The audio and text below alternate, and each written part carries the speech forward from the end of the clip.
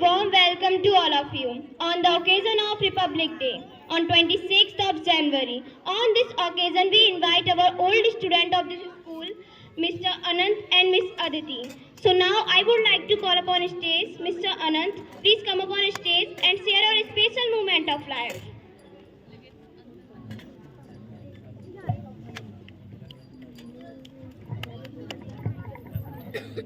नमस्ते, मैं अनंत आभारी हूँ अपने स्कूल का कि आज 26 जनवरी रिपब्लिक डे पर मुझे अपनी लाइफ की जर्नी के कुछ ऐसे पल और ऐसे क्षणों के बारे में बताने का मौका दिया जिन पर मुझे पछतावा होता है। तो उस समय मुझे सही और गलत में अंतर तो पता नहीं होता और गलत के आकर्षण में आकर हम ऐसी छोटी छोटी आदतों का अमल कर लेते हैं जो हमें अच्छे मनुष्य और सफल मनुष्य बनने में अंतर कर देती हैं और ज़िंदगी भर पछतावे का कारण बन जाती हैं। धन्यवाद। Thank you, Mr. Anand, for your wonderful understanding of the life. So now I would like to call upon stage Miss Aditi. Please come upon stage and share a special moment of life.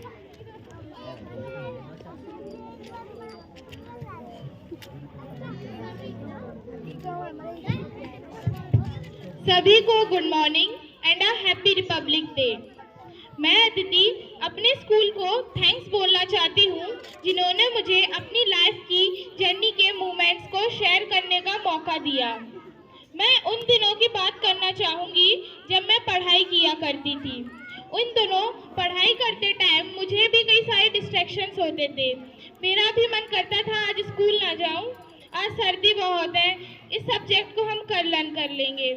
But मैं specially thanks कहना चाहती हूँ अपने friends को, teachers को and parents को जिन्होंने मुझे बहुत सपोर्ट किया और जिसकी वजह से आज मैं एक अच्छे और सफल इंसान बनने के इम्पोर्टेंस को समझ पाई। Thanks a lot from the bottom of my heart and once again a happy Republic Day. Thank you, Miss Aditi, for your wonderful understanding of the life.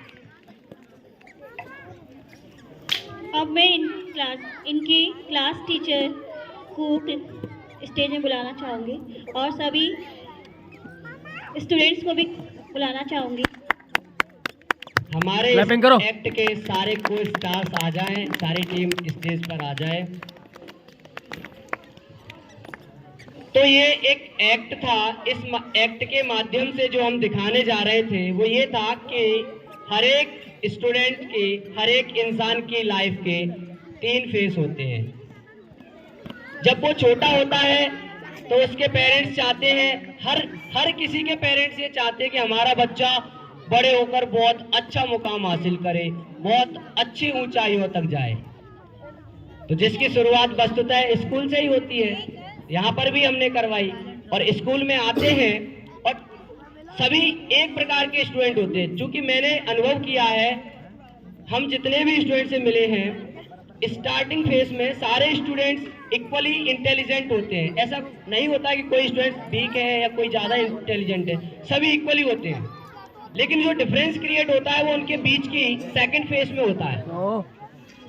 अब उसमें क्या है कि जब वो पढ़ाई करते जाते हैं और बीच का ऐसा फेज आता है कि जहां पर उन्हें एक ऐसे इंसान की जरूरत पड़ती है जो उन्हें सही और गलत का अंतर बताता है। और वो कौन होता है?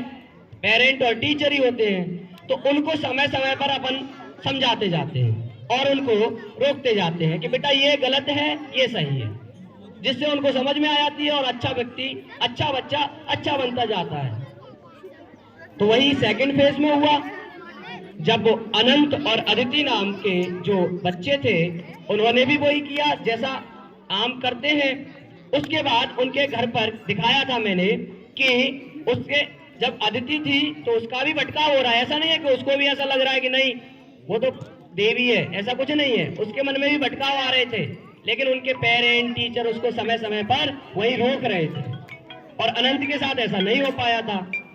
उस पर ज्यादा फेथ कर लिया था, टीचरों ने विश्वास कर लिया था, पेरेंट ने विश्वास कर लिया था कि जो कर रहा है सही कर रहा है, लेकिन उसका वो मिसयूज करते हुए अपनी जिंदगी में असल मौका से भटक जाता है। जो उसका असल मकसद होता है उससे भटक जाता है। और उसके बाद फिर अंत में क्या होता है कि कॉन्फिडेंस लेवल देखिए अनंत का और कॉन्फिडेंस लेवल देखिए अदिति का। जो शिक्षित आदमी अगर किसी अच्छी पोजीशन पे जाता है उसके अंदर कॉन्फिडेंस अलग ही होता है।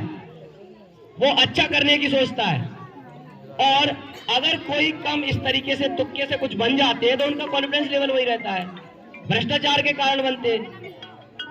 जीवन में आज देश में जो भ्रष्टाचार हो रहा है वो किन के कारण है? जो लोग तुक्के से लगे हैं या किसी ना किसी करप्शन की वजह से लगे हैं, जुगाड़ कहते हैं जिसको हम, वही लोग भ्रष्टाचार करते हैं। जो अपनी मेहनत पर अपने दम से शिक्षित होकर जाता है वो कभी भ्रष्टाचार नहीं करता।